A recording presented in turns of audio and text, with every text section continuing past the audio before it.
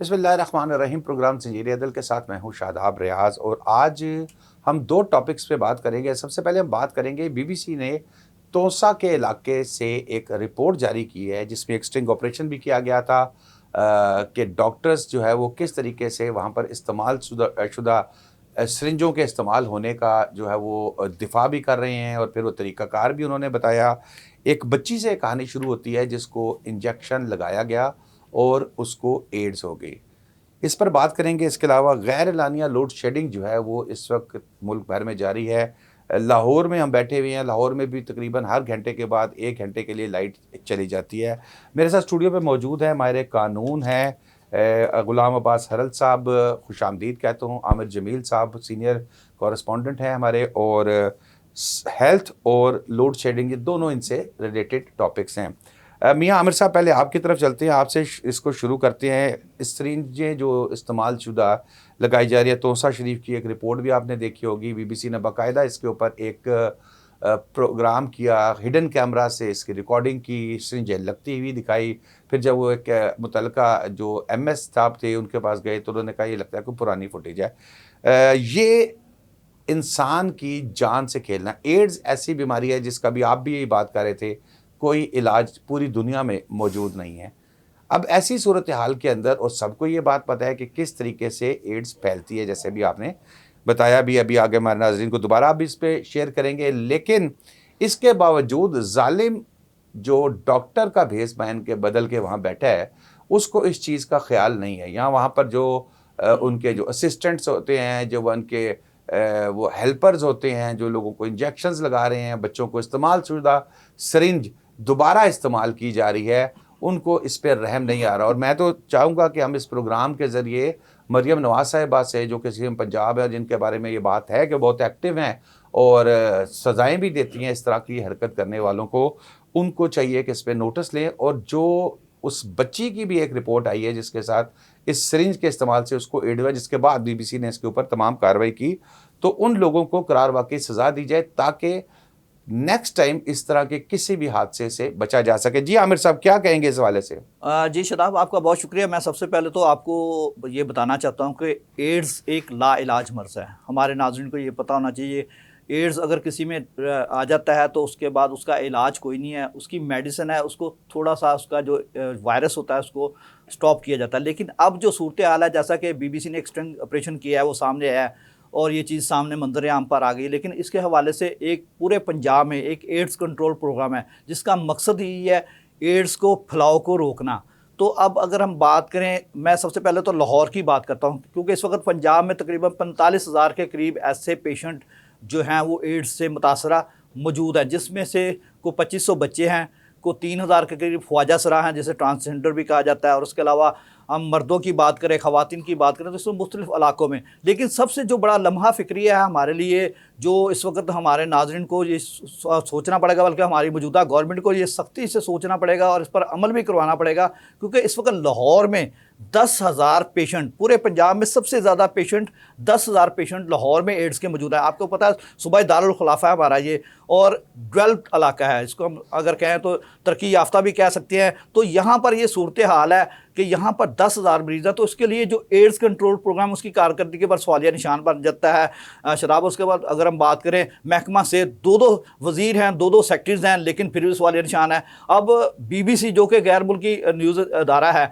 वो आके हमारे मुल्क में स्टिंग ऑपरेशन करता है और उसके बाद हमें एक आईना दिखाता है कि आपके आके नहीं करता, इधर वालों ने की है। जी बिल्कुल, वो इधर वाला उनका ज़ाहिर डिपार्टमेंट है, उनका वहाँ पर उनकी ब्रांच बनी है, तो वो आते हैं और बाकायदा से हमें आईना दिखा रहे हैं कि ये देखें जी आपके हालात जो हेल्थ के ये हैं। अब मसला ये है कि एड्स कंट्रोल प्रोग्राम कहाँ पर है अगर हम बात करें। इसके अलावा एक और अदारा बनाया गया जिसका नाम है हेल्थ केयर कमीशन पंजाब, जिसका काम ये होता है शदाब के वो बाकायदा से अतायत को ख़त्म करता है जो इस तरह के जो सिरिंजेस इस्तेमाल करते हैं। जैसे नशा के अगर हम बात करें, जो नशा के मरीज़ हैं, जो नशा लेते हैं, वो बहुत बड़े कैरियर्स हैं एड्स फैलाने के वाले से, क्योंकि उनके ऊपर चेक एंड बैलेंस कोई नहीं रखा जाता। उसके बाद हम बात करें अदारा इंतकाल खून जो है, जिसे ब्लड ट्रांसफ्यूशन कहा जाता है, वो उसका बड़ा रोल है, वो भी इस चीज़ का जो है ज़िम्मेदार है। तो इसमें 3-4 ऐसे अदारे हैं जो कि ज़िम्मेदार हैं। अगर 45,000 मरीज़ हैं जिसमें से 10,000 अगर लाहौर में है तो ये सारे लोग इसके ज़िम्मेदार हैं और इनको इनके ख़िलाफ़ कार्रवाई होनी चाहिए। क्योंकि अगर हेल्थ केयर कमीशन की अगर बात करें, वो भी लाखों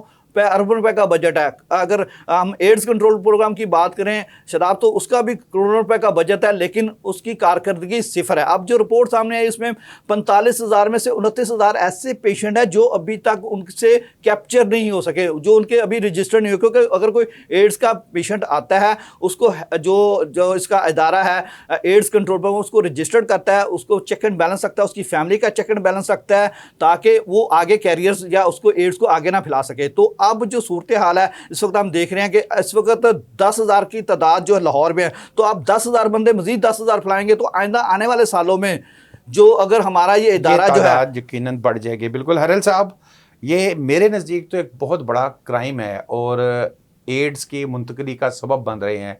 इंजेक्शंस लगा के, जो यूज़ किए हुए इंजेक्शंस को दोबारा लगा के, आप क्या कहेंगे जी इस हवाले से? कानून खामोश है या कानून में कोई ऐसी शिक मौजूद है जिससे ये पकड़ा जा सके इस तरह के लोगों को? शुक्रिया शादाब भाई, आप आज बड़ा अहम मौजू ज़ेरे बहस लाए हैं। देखिए, पाकिस्तान में ज़्यादातर लोग जो हैं, तकरीबन 70% लोग सरकारी अस्पतालों में जाते हैं। उसकी वजह ये है कि लोग गरीब हैं, प्राइवेट मेडिकल ट्रीटमेंट अफोर्ड नहीं कर सकते, और मेडिकल अस्पतालों की जो सूरत हाल है वो बहुत ही बुरी है।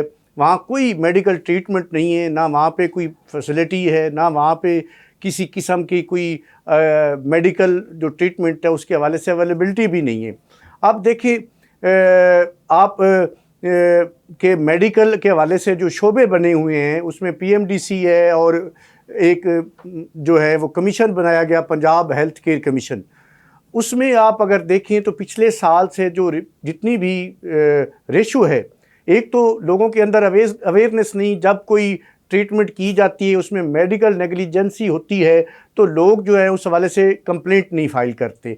अगर करते भी हैं तो उसकी जो कन्विक्शन या उसका रिज़ल्ट ओरिएंटेड नहीं होती, जिस वजह से ये इस तरह रुझान ही नहीं है। हमारे मुल्क में चूँकि मेडिकल ट्रीटमेंट ना होने के बराबर है, यहाँ तो जो बुनियादी ज़रूरतें हैं वो हम नहीं दे रहे और लोगों को मेडिकल फैसिलिटीज़ नहीं दे रहे। लोग बेचारे मजबूर होके ऐसे अस्पतालों में जाते हैं, यहाँ यूज्ड सिरिंजें मिलती हैं। आप उठा के देख लें, किसी एक हॉस्पिटल में भी अगर आपने कोई एमआरआई करवाई है या कोई एक्सरे करवाया है तो वहाँ वो फिल्में नहीं होती जो उनको रिजल्ट्स मिल सकें, तशखीस हो सके, जिससे वो अपनी ट्रीटमेंट जारी करें। और इसके अलावा अगर आप देखें तो अद्वियात इतनी महंगी हो गई हैं, बेचारे लोग जो उनको सरकारी अस्पतालों से जो मेडिकल मिलती है, डिस्क्रिप्शन मिलती है, वो जाते हैं मेडिकल स्टोर पे। अगर 10 दिनों की मेडिसिन दी जा रही है उनको कि ये मरीज़ ले, तो वो 2 दिन की ले आते हैं, क्योंकि मेडिकल जो ट्रीटमेंट इतनी महंगी होगी। अद्वियात आप देख लें, 500% जो है वो इजाफा हुआ है, मौजूदा जो इजाफा है अद्वियात में। पहले मरियम नवाज साहबा जब ये अपोजिशन में थी तो उस वक्त ये बड़ा इनका एक मेजर एजेंडा होता था, इशू होता था। ये कहती थी कि पाकिस्तान में लोग बेचारे अद्वियात से महरूम हैं, शुगर वाले पेशेंट हैं, और बाकी जो ज़रूरी अद्वियात हैं वो नहीं ले सकते। तो अब देखिए, जब से ये हुकूमत में आए हैं, क्या इन्होंने इस हवाले से काम किया है, मेडिकल के ऊपर क्या काम किया है, हॉस्पिटल्स के हवाले से क्या काम किया है, कितनी इन्होंने अद्वियात सस्ती की हैं? कुछ भी नहीं किया, उल्टा इजाफा हुआ है। और मेडिकल की जो नेग्लिजेंस है उस हवाले से हमारे मुल्क में कोई एक ट्रिब्यूनल नहीं है। आपके हमसाए में आप देखें, भारत में हर डिवीजन में मेडिकल ट्रिब्यूनल बने हुए हैं, जहाँ पे लोग जो है वो जाते हैं, जैसे आपके कंज्यूमर ट्रिब्यूनल होते हैं या FIA के होते हैं, जितने भी स्पेशल लाज हैं उसके ट्रिब्यूनल्स बनाए जाते हैं। लेकिन पाकिस्तान में कोई एक ट्रिब्यूनल नहीं है मेडिकल का कि वो इसके फैसले करे। ये आम कंप्लेंट जाती है पंजाब हेल्थ केयर कमीशन के पास, उसके बाद ये सेशन जज साहब के पास अपील होती है, लेकिन उसका आप रिज़ल्ट देखें तो वो अगर 5,000 एक साल में कंप्लेंट जा रही है, पहले तो जाती नहीं है, अगर जा भी रही है तो उसमें से 8% रिज़ल्ट ओरिएंटेड होती हैं, बाकी जो है उसके ऊपर कुछ भी नहीं होता। तो ये बुनियादी ज़रूरतें जो हमें आइन ने दी हुई हैं इस आवाम को, उससे भी महरूम है, और हुकूमत इस हवाले से बिल्कुल गाफिल है। आप देख लें कि शराफिया जो है उसकी अयाशियाँ नहीं ख़त्म हो रही, लेकिन आम आदमी के लिए, शहरी के लिए अद्वियात नहीं है इस मुल्क में, मेडिकल फैसिलिटीज़ नहीं है। आप बाकी तो छोड़ दें, जो इन्होंने आवाम का एक खून पसीना निचोड़ रहे हैं, कम से कम मेडिकल जो सहूलतें हैं वो तो दें। वो भी नहीं है। आप सरकारी हॉस्पिटल पूरे पंजाब के उठा के देख लें, बल्कि पूरे पाकिस्तान के देख लें, किसी एक जो हॉस्पिटल है वहाँ पे एक डॉक्टर मौजूद होता है और अद्वियात नहीं होती। लोग बेचारे वहाँ पे जिनको फर्स्ट एड मिलनी होती है इमरजेंसी की सूरत में वो नहीं मिलती। और जो जच्चा बच्चा या एड्स या इस तरह के जो बच्चों की ट्रीटमेंट के हवाले से जो मेन कोर्स होते हैं उसमें कोई एक्सपर्ट नहीं मौजूद होता। आमिर साहब से पूछते हैं, आमिर साहब कोई है ऐसा कुछ सीन ये जैसे अभी हरल साहब बात कर रहे हैं कि कोई ट्रिब्यूनल नहीं है कोई? मैंने यहाँ देखा है कि अगर किसी डॉक्टर के ऊपर कोई इतराज़ करे तो कभी वो YDA वाले आ जाते हैं, कभी वो ओल्ड वाले आ जाते हैं कि जी नहीं ये बड़ा जुल्म हो गया है। तो क्या अवाम जो है वो इसी तरह पिसते, कोई रिलीफ नहीं है कोई किसी किस्म का कि भाई आप इसके सामने शिकायत दर्ज करा सकते हैं डॉक्टर्स की नेग्लिजेंस की? बिल्कुल, शिकायत दर्ज कराने के 2-3 प्लेटफार्म ऐसे हैं जिसमें सबसे पहले तो हेल्थ केयर कमीशन, अगर इस तरह को वाक़यात पेश होते हैं फौरी तौर पर आप अपनी कंप्लेन वहाँ पर रजिस्टर्ड करवा सकते हैं। दूसरा, नहीं जुडिशल पावर्स तो नहीं होंगी, जुडिशल पावर्स उनके पास उनका अपना डोमेन है, उन्होंने अपना सारा सिस्टम, उन्होंने अपना उनके मजिस्ट्रेट भी हैं, उनके रिटायर्ड जजेस उन्होंने रखे हुए हैं, उन्होंने लाखों रुपए पे करते हैं उनको। हेल्थ केयर कमीशन एक बहुत बड़ा अदारा है, पूरे पंजाब को देख रहा होता है। उसका मकसद ये है कि जो हेल्थ फैसिलिटीज़ है उसको जो है प्योरली आम आदमी तक दिया जाए। अब देखें, हेल्थ केयर कमीशन की जानिब से हमें रोज़ाना खबरें आती है कि आज इतने ताई डॉक्टरों को सील कर दिया, आज इनके खिलाफ जुर्माने कर दिए, ये कर दिया, वो हैंड आउट आते हैं, लेकिन उसके ऊपर कारकर्दगी जो है बिल्कुल सिफर। आप देखें ना, जैसा कि आपने पिछले दिनों एक वाकया देखा होगा शदाब के गंगाराम हॉस्पिटल में एक सिक्योरिटी गार्ड जो है वो अदारा इंतकाल खून जो है वो खून का जो है किसी का वो ब्लीड करवा रहा है। तो जब इस तरह के मामला होंगे, सिक्योरिटी गार्ड्स किसी पेशेंट का या डोनर का खून निकाल रहे होंगे या उसको इंजेक्ट कर रहे होंगे तो फिर एड्स ही फैलेगा, उसके में और तो कोई चीज़ नहीं आएगी। लेकिन अब कहने का मकसद है ये बहुत बड़ा सवालिया निशाना,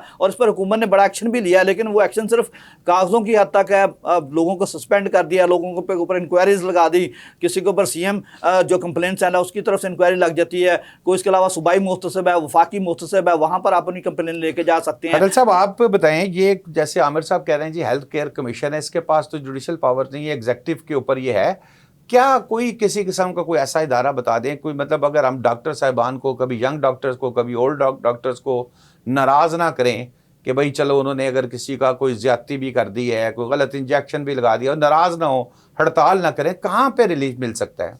देखिए, वैसे तो कोई भी पुरसान हाल नहीं है इस मुल्क में। कहीं मेडिकल माफिया है, कहीं चीनी माफिया है, कहीं जो है वो गंदम का माफिया है, तो सारे माफिया इकट्ठे हुए हैं। इसी तरह जो मेडिकल का भी बहुत बड़ा माफिया है इस मुल्क में। आवाम के लिए यहाँ पे रेमेडी भी अवेलेबल नहीं है। आप वहाँ पे डॉक्टर साहबान ही बैठे होते हैं पंजाब जो केयर कमीशन है उसमें, तो वहाँ उन्होंने नहीं, वो कह रहे हैं रिटायर्ड जज साहबान भी होते हैं। नहीं, वो एक आध मेंबर उसमें भी होगा, लेकिन वहाँ मैंने अर्ज किया ना, जैसे पिछले साल 4500 के लगभग कंप्लेंट आई है, उसमें से जो रिजल्ट ओरिएंटेड है वो सिर्फ 8% है। मतलब 100 में से 8 जो कंप्लेंट है वो डिसाइड होती है, बाकी होती नहीं है। उसके अलावा कोई मेडिकल ट्रिब्यूनल होना चाहिए जो अलहदा सिर्फ ऐसे केसेस सुने, लोगों को अवेयरनेस दी जाए कि अगर कोई मेडिकल नेग्लिजेंस होती है तो वहाँ जाया जाए। तो ये बहुत ही अहम चीज़ें हैं जिनका हुकूमत को चाहिए। और सबसे जो बड़ी बात है, देखिए हमने इस मुल्क में खुद तो कुछ करना नहीं है ना, हमने ऐसे अहम जो इश्यूज़ हैं आवाम के ऊपर, हमने 1 रुपया भी नहीं खर्च करना, सिर्फ टैक्स लेना है, ना आवाम की बुनियादी सहूलतों पे, ना उनके जो अद्वियात और मेडिकल फैसिलिटीज के हवाले से। तो लेकिन जो शराब भी एक बात मैं करूं, महंगाई के दौर में आपको ऑरेंज लाइन फ्री दी हुई है, आपको स्पीडो फ्री दी हुई है, अब क्या करें, जान का नजराना पेश कर रहे हैं। जो इनको बाहर जो भी प्रोग्राम आते हैं, पूरी दुनिया से इनको फंड्स आते हैं, ये तो वो खा पी जाते हैं। वो भी पैसे जो इनको मिलते हैं, फर्ज करें एड्स प्रोग्राम के लिए कोई पैसा मिला है, कोई इमदाद मिली है, वो उसके ऊपर भी नहीं लगाते। ये हमारा हाल है। तो कैसे यहाँ पे इदारे बेहतर होंगे, कैसे यहाँ पे आवाम जो है उसका हाल कोई बेहतर होगा? हमने जो पैसे हमें कहीं से इमदाद मिलती है उस मद में वो भी हम नहीं लगाते, उसमें भी हम जो अपनी दिहाड़ियाँ लगाते हैं वो भी हम उस मकसद के लिए नहीं लगाते। सिर्फ और सिर्फ यहाँ पे आवाम जो है उसके ज़िम्मे जो है टैक्स देना है, कोई फैसिलिटी नहीं है। अगर आप आवाम को फैसिलिटी दें, आप कम से कम मेडिकल फैसिलिटी तो होनी चाहिए, तो फिर आवाम जो है वो टैक्स भी दे। लो जी आरएल साहब, मैं फिर आपकी तरफ घूम घुमा के ले आया, कसूर फिर आपका है। उसकी वजह क्या है? वजह यह है कि अगर आपके मुल्क का जुडिशल सिस्टम ठीक होगा, जो एक मजिस्ट्रेट साहब से लेके सुप्रीम कोर्ट के जज साहब तक का आपका जब सिस्टम प्रॉपर काम कर रहा होगा, एक आम आदमी को पता होगा कि जी मुझे यहाँ से रिलीफ मिल रहा है, तो फिर ये आपकी हेल्थ वाले भी ठीक हो जाएंगे, आपकी एजुकेशन वाले भी ठीक हो जाएंगे। हेल्थ बेसिकली फंडामेंटल राइट है ना, आइन क्या कहता है, बुनियादी हक है जो हर शहरी को फराहम करना स्टेट की रिस्पॉन्सिबिलिटी है। और बदकिस्मती से ये दोनों जो फंडामेंटल जो बुनियादी आप समझ लें कि हक है, हेल्थ और एजुकेशन, ये इस वक्त पाकिस्तान में एक बहुत बड़ी इंडस्ट्री बन चुके हुए हैं। देखिए, जो आईने पाकिस्तान है उसमें सबसे अहम बात है वो बुनियादी इंसानी हकूक है। लेकिन यहाँ कुछ अरसे से नहीं, बड़े काफ़ी अरसे से इस मुल्क में जितने भी बुनियादी इंसानी हकूक हैं उनको माजूर किया हुआ है। कोई भी एक मुझे बता दे जो बुनियादी इंसानी हकूक है, जो शहरियों के फंडामेंटल राइट है, वो उनको मिल रहे हैं। जो किसी भी रियासत में शहरियों और रियासत के दरमियान जो सोशल कॉन्ट्रैक्ट होता है, जिसको आप कॉन्स्टिट्यूशन कहते हैं, वो जमानतें होती हैं जो आपने दस्तूरी जमानतें लोगों को देनी होती हैं। लेकिन यहाँ वो मुयस्सर नहीं है, चाहे वो सेहत के हवाले से हूँ, चाहे तालीम के हवाले से हूँ, चाहे आपके जो है फ्री एंड फेयर इलेक्शन के हवाले से हूँ, वोट के हवाले से हूँ, या किसी और फ्रीडम ऑफ स्पीच एक्सप्रेशन, कोई भी ऐसी बुनियादी जो फंडामेंटल राइट्स हैं जो आईन ने दिए वो नहीं मिल रहे। आपको स्पीच का राइट है तो आप इतना खिताब कर रहे हैं सर, पर आपको नहीं सर, जो मैं आपका चैनल बंद नहीं कराना चाहता। अच्छा, इसका मतलब है कि अंदर अभी और भी कर सकते, अंदर अभी बहुत कुछ है जो नहीं अंदर ही रखे हैं। ब्रेक लेते हैं, ब्रेक के बाद आएंगे तो एक और बड़ा अहम टॉपिक है लोड शेडिंग, जो है गैर एलानिया लोड शेडिंग शदीद इस वक्त हो रही है, लाहौर में भी, पूरे पंजाब में, बाकी भी शहरों में हो रही होगी। लेकिन हमारे पास तो क्योंकि हम लाहौर के तो जी डायरेक्ट तीनों चारों मुतासरीन यहाँ बैठे हुए हैं, तो इस पे बात करेंगे ब्रेक के बाद।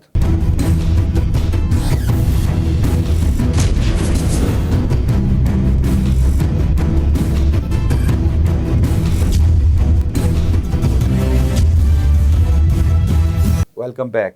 पाकिस्तान इस वक्त अजीब तजाद का शिकार है जनाब। हमारे पास बिजली बनाने की सलाहियतें मौजूद हैं और मगर आवाम को बिजली पूरी नहीं मिल रही।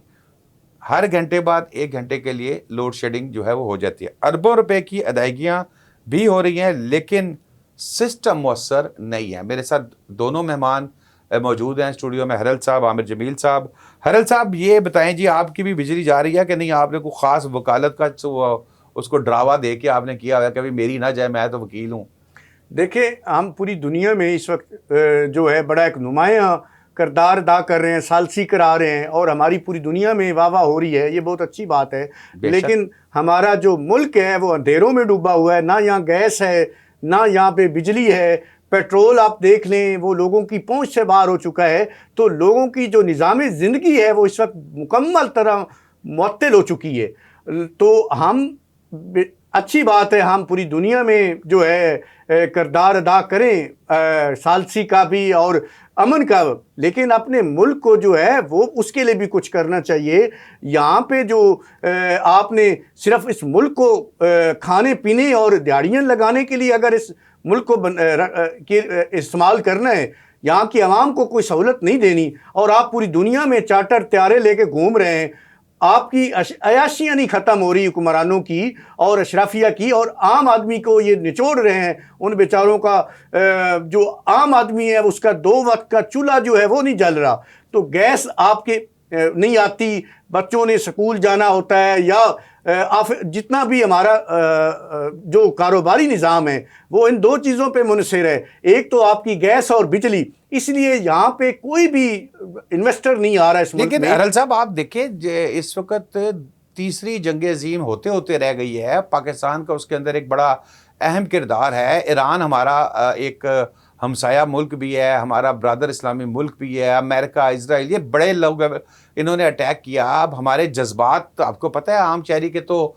इस वक्त मुकम्मल ईरान के साथ है। तो जब इस तरह की जंगी सूरत हाल होती है तो कुछ ना कुछ कुर्बानियां तो देनी पड़ती हैं। ये तो आपकी सूरत हाल है, इससे पहले भी आप देख लें, इस जंग से पहले भी यहाँ जितनी तेल की कीमतें थी, गैस की कीमतें थी, इसी वजह से आपके मुल्क का जो बिजनेसमैन है वो यहाँ से निकल गया सारा, आपकी सनतें मिलें सारी बंद हो गई। और यहाँ पे क्यों नहीं कोई बाहर से इन्वेस्टर आ रहा, यहाँ पे सारा कारोबारी तबका जो है वो जा रहा है। उसकी वजह यह है कि यहाँ पे कास्ट बहुत ज़्यादा हो चुकी है। किसी भी अगर फैक्ट्री ने चलना है या किसी कारोबार ने चलना है तो उसमें उन्होंने सबसे पहले जो ताजिर तबका है उसने देखना है कि मेरी कास्ट क्या होगी। यहाँ तो मुनाफा से ज़्यादा लोगों की कास्ट है, तो कास्ट हमने, चूँकि हमने ये हमारा जो मईशत है वो सिर्फ गैस और बिजली के जो टैक्सेस हैं उसके ऊपर खड़ी है। मियाँ साहब से पूछते हैं ना, ये क्या वजह क्या है मियाँ साहब? हमारे पास IPPs भी हैं, थर्मल, गैस, कोयला, सारा कुछ बिजली बना रहे हैं।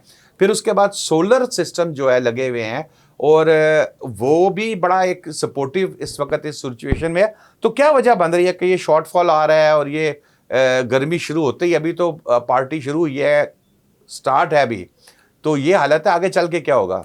जी शदाब, बिल्कुल। जैसा कि मैं पहले तो आपको ये बताऊं कि हमारे पास जो इस वक्त बिजली सप्लाई करने वाली वो कंपनीज़ हैं, वो आप जैसे अब लाहौर लेस्को है, लाहौर इलेक्ट्रिक कंपनी, वो हम मुख्तलिफ IP से वो बिजली ख़रीदती है और हमें वो सप्लाई कर रही होती है। ठीक है, उस पर ऊपर गवर्नमेंट चेक एंड बैलेंस रख रही होती है। तो जो जैसा कि इस वक्त सूरत हाल अगर हम देखें, जो इस वक्त मामला बना हुआ है, पिछले 3 से 4 रोज़ से इस वक्त लाहौर की अवाम जो है, पूरे पाकिस्तान की अवाम, वो बहुत ज़्यादा परेशान है। गैर अलानिया लोड शेडिंग, जबकि पावर डिवीज़न की जानब से बताया गया तो तकरीबन 2 घंटे 2.5 घंटे लोड शेडिंग होगी रात के औकातकार में। लेकिन अब जो सूरत हाल है, अब उससे बिल्कुल बरक्स हो चुकी है। हर घंटे के बाद लाइट जा रही है, और उसके बाद अगर हम बात करें कोई 15 मिनट आती है, 1.5 घंटा लाइट जा रही है। ऐसे भी इलाके हैं, तो लोग इस वक्त परेशान हैं। मैं अक्सर जाता हूं जब फील्ड में, तो मैं लोगों से बात करता हूं, लोग काफ़ी ज़्यादा परेशान हैं। वो कह रहे हैं कि गैर अलानिया लोड शेडिंग का सिलसिला ख़त्म किया जाए। और इस वक्त हम हज़ारों लाखों रुपए के बिल पे कर रहे हैं, और उसके अलावा इसके ऊपर जो टैक्सेस लगा दिए हैं, फिक्स टैक्स लगा दिए गए। किसी घर में 400 रुपये का टैक्स आ रहा है फिक्स, किसी घर में 600 रुपये का आ रहा है, किसी घर में 3000 का टैक्स आ रहा है। तो ये टैक्सेस लगाए गए हैं। ये सिर्फ जो कंपनी, क्योंकि हम किराए की बिजली ले रहे होते हैं, बाहर से ख़रीद रहे हैं, हमारी अपनी तो जनरेशन कोई नहीं है, ना हम बना रहे हैं बिजली, हमारे पास हर तरह की सहूलत मौजूद है। लेकिन जो हमने मुआहदे किए हैं, जो लॉन्ग टर्म मुआहदे किए हैं, उसके असरात जो हैं, उसका फल जो है हमें हमारे शहरियों को भुगतना पड़ रहा है, वो टैक्सों की सूरत में। या अगर हम बात करें वो जो मुख्तलिफ जो इनके जो हिडन चार्जेस हैं, उसके फ्यूल चार्जेस हैं, इस तरह के बिजली मिल भी तो नहीं डाल रही। जी बिल्कुल, बिजली तो ज़ाहिर कैसे मिलेगी जब आपके इस वक्त जो सूरत है, अगर हम माशी तौर पर दुनिया की बात करें, माशी बहरान इस वक्त बहुत ज़्यादा सर उठा रहा है। पेट्रोल नहीं मिल रहा, डीजल नहीं मिल रहा, कीमतें बढ़ रही हैं। तो उसी का इम्पैक्ट जो है, अब जो कंपनीज हमें बिजली बना के दे रही है, वो डीजल पे बना रही है या पेट्रोल पे बना रही है, तो वो हमें ज़ाहिर है जब वो उनके जो जनरेटर्स हैं वो बंद होंगे, जब वो चलेंगे तो उसके बाद उनके जो मुआहदे हुए हैं उसके मुताबिक वो करेंगे। लेकिन जो सूरत हाल हम अब देख रहे हैं, मौजूदा जो हम सूरत हाल देख रहे हैं, इसमें क्योंकि हमारे पास जो इस वक्त लाहौर की, अगर मैं बात करता हूँ लाहौर इलेक्ट्रिक कंपनी की बात करता हूँ, तो इस वक्त तकरीबन 3208 मेगावाट की जो है हमें ज़रूरत होती है। लेकिन हमें जो इस वक्त लाहौर के आबादी को 2000 मेगावाट मिल रही है बिजली, जबकि 1200 का शॉर्टफॉल, ये आज की मैं आपको बता रहा हूँ शराब, कि आज 1200 मेगावाट का शॉर्टफॉल है। तो आप देखें तो बिजली तो ऐसे ही जाएगी। अभी तो गर्मी आनी है, गर्मी तो अभी स्टार्ट हो रही है, अभी रात को चले फिर भी हवा ठंडी होती है, लोग सर्वाइव कर लेते हैं। लेकिन अब जो सूरत हाल है, ये सारे सिनेरियो में अगर हम सुबह को रात को सो नहीं सकते, सुबह को ऑफिस जाने में बड़ी मुश्किल होते हैं। अगर स्कूल के बच्चों की बात करें, ऑफिस वालों की बात करें, या किसी भी तबका के शोबा की ज़िंदगी की बात कर लें, किसी भी तबके की, तो वो सारे इस हवाले से परेशान है। वो कहते हैं कि हज़ारों रुपए का बिल तो दे रहे हैं, टैक्स भी दे रहे हैं, लेकिन बिजली फिर हमें मैसर नहीं आ रही। तो ये सारे सिलसिले में खैरल साहब 17,000 मेगावाट की कीमत दे रहे हैं, और 10,000 मेगावाट जो है वो हम वसूल कर रहे हैं। हबको, कैपको और port Qasim power plant, Sahiwal coal, Engro Thar जो है, इसके अलावा चाइना हब पावर, ये सारे हम सब की इनकी कैपेसिटी है। लेकिन हम फिर वही बात है कि रात को वो मोमबत्तियां लगा के फिर रहे होते हैं इस ज़माने में भी। देखिए, एक तो बात है कि यहाँ पे लाइट आ नहीं रही, बिजली आ नहीं रही। दूसरी बात है कि जो हम कंज्यूम तो कर रहे हैं, कंज्यूम कर रहे हैं, क्या उसके मुताबिक हमें बिल आ रहा है? शराब पे अगर आप 1 यूनिट भी ना कंज्यूम करें, फिर भी आपको 2000 के लगभग टैक्स आता है, जो फिक्स टैक्स है, वो आपने बिल अदा करना ही करना है, चाहे आप 1 यूनिट भी ना कंज्यूम करें। इस हवाले से इनके अपने रेगुलेटर जो पेप्को है, उसकी रिपोर्ट आई थी पिछले दिनों, उसने कहा था कि ये कितनी कंपनियां जो सारी हैं, चाहे लेस्को, फेस्को, मैप्को, सब ओवर बिलिंग करती हैं। ये सारे जो अशराफिया है या हुक्मरान तबका है, वो जितने भी बिजली कंज्यूम करता है, या आप देख लें बड़े बड़े दफ्तरों में हर वक्त जो है उनके बिजली कंज्यूम हो रही होती है, एसी चल रहे होते हैं, लेकिन एक बेचारा गरीब आदमी जिसका एक बल्ब चल रहा होता है वो उनके शाह खर्चियों के और उनके अयाशियों के पैसे दे रहा है इस मुल्क में। और वो ओवर बिलिंग के जरिए 38 से 40 लाख घराने ऐसे हैं जो सोलर इस्तेमाल कर रहे हैं, और यानी कि 12% जो है, 12 से 15% टोटल आबादी का सोलर पे है, यानी कि वो कम से कम दिन के वक्त अपना बोझ खुद उठा रहे हैं। लेकिन वो भी इनको हजम नहीं हो रहे, उस पे भी ये टैक्स लगाना चाहते हैं। बस ये सोच लिया हुआ है गवर्नमेंट ने कि हमने किसी सूरत भी आवाम को खुशहाल नहीं देखना, हमने हर तरह से इनके ऊपर टैक्स लगाना है और कोई ऐसा मौका नहीं जाने देना कि कोई दिहाड़ी नहीं लगानी हुकूमत ने। चाहे गंदम का मामला हो, चाहे बिजली का मामला हो, चाहे गैस का मामला हो, चाहे तेल का मामला हो। आपने हालिया देखा कि कितना महंगा तेल इन्होंने किया, और सारा तेल जो है डीजल कम से कम वो खुद तैयार कर रहे हैं।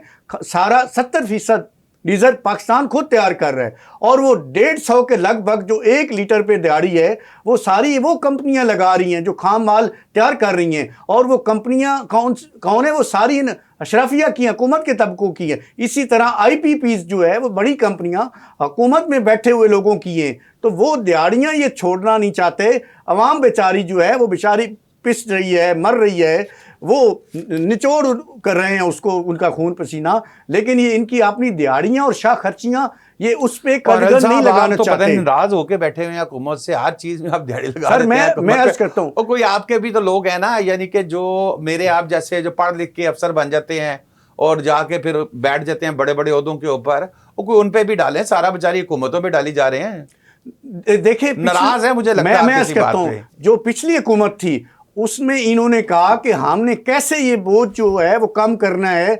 हमने इस सारा जो अखराजात हैं, कफ़ायत जारी एक रिपोर्ट पेश की गई हुकूमत को।